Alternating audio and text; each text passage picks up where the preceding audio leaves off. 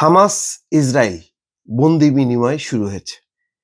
৭ জন জিম্মিকে প্রথম দফায় হস্তান্তর করা হয়েছে।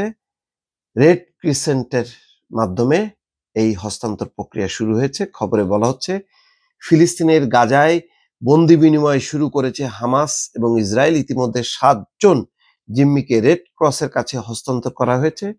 ইসরায়েলি গণমাধ্যমের বরাতে এই খবর জানিয়েছে বার্তা সংস্থা আনাদোলু এজেন্সি। স্থানীয় সময় সোমবার সকালেই যুদ্ধবিরতি চুক্তির অংশ হিসেবে গাজা উপত্যকায় ইসরায়েলি জিম্মিদের মুক্তির প্রক্রিয়া শুরুর ঘোষণা দিয়েছে আন্তর্জাতিক রেড ক্রস কমিটি। ইসরায়েলি সংবাদ মাধ্যম চ্যানেল 12 জানিয়েছে ৭ জন জিম্মিকে আইসিআরসির কাছে হস্তান্তর করেছে হামাস, অর্থাৎ রেড ক্রিসেন্টের কাছে। পূর্ব নির্ধারিত সিদ্ধান্ত অনুযায়ী এদিন ২০০০ জনের বেশি ফিলিস্তিনি বন্দির বিনিময়ে ২০ জন জীবিত ইসরায়েলি জিম্মিকে মুক্তি দেওয়া হতে পারে। ২০ জন। আন্তর্জাতিক রেড ক্রস কমিটি জানিয়েছে উভয় পক্ষের বন্দির মুক্তি তদারকি করার জন্য কাজ করছে তারা। যাই হোক, এটা তো শুরু। এখন এরপর যে কি পর্ব হয় চিন্তা কিন্তু সেখানেই। গতবারও যখন নাকি মাস ৫-৬ আগে প্রথমবার যখন নাকি যুদ্ধবিরতি চুক্তি হয়েছিল, যখন এইভাবে চমৎকার ভাবে জিম্মিদেরকে মুক্ত করা হচ্ছিল, ওই দিক থেকে ইসরায়েলও দিচ্ছিল, তারপর হঠাৎ করে সেটা তছনছ হয়ে গেল। এবার কি হবে জানি না। এবার তার মানে হামাসের কাছে কিছুই থাকছে না। হামাস সব দিয়ে দিচ্ছে। দেওয়ার পর তখন আর এক রূপ। ইতিমধ্যে তারা বলেছে যত ভূগর্ভস্থ সুড়ঙ্গ আছে সব ধ্বংস করে দেবে। ধ্বংস করে দিলে মানে হামাস যে ভূগর্ভের নিচে যে তারা পরিকল্পনা করবে, চলাচল করবে, তাদের অস্ত্র সরবরাহ করবে, সেই কার্যক্রমটা কিন্তু হবে না। ওপেন অবস্থায় কিন্তু তারা সমস্ত ওদের নেটওয়ার্কের মধ্যে থাকবে।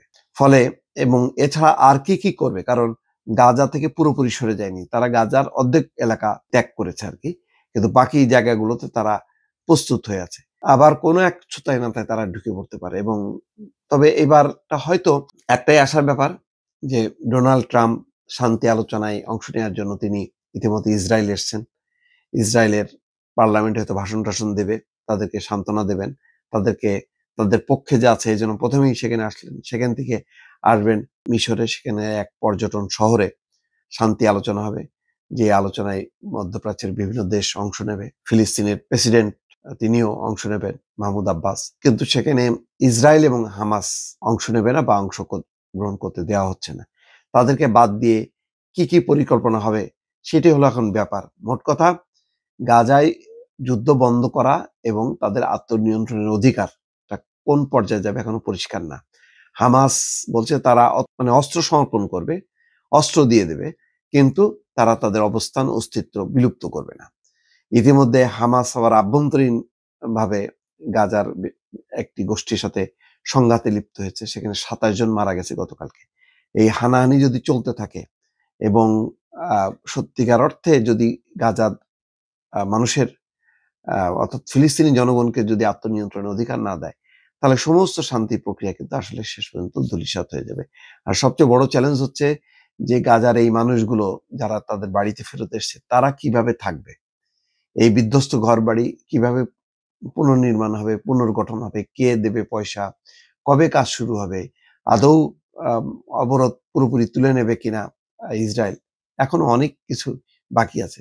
তারপরে যাক, শুরুটা যদি ভালো হয় এবং ট্রাম্প যদি এই ব্যাপারে খুব দৃঢ় থাকে যে কোনো গোলাগুলি হবে না, রক্তপাত হবে না, তাহলে হয়তো একটা শান্তি আসতে পারে। দর্শক।